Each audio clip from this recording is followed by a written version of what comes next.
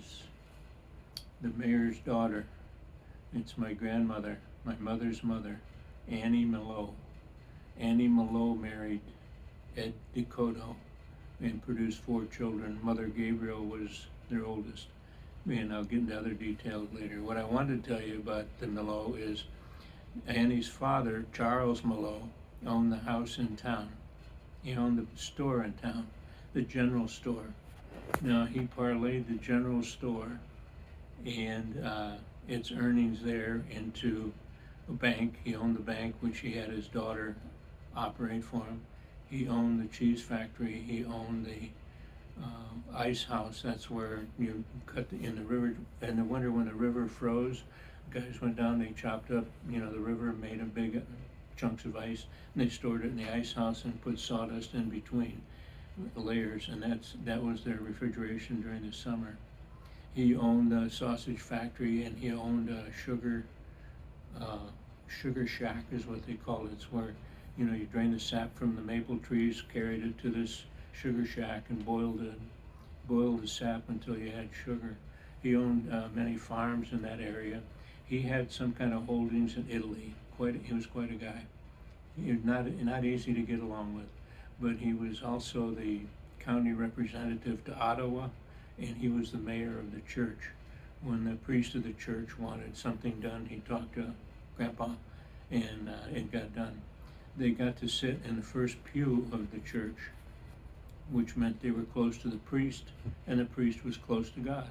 Mm-hmm. I'm talking about, in the 1800s.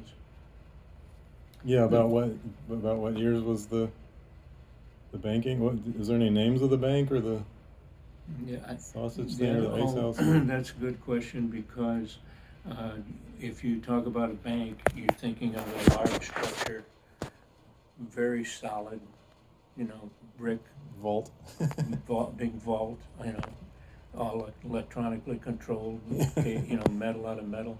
No, the bank then was operated by his daughter and her husband was called a notary, as in notary public. Mm-hmm. A notary in those days was like a lawyer today. So his daughter and her lawyer husband operated the bank.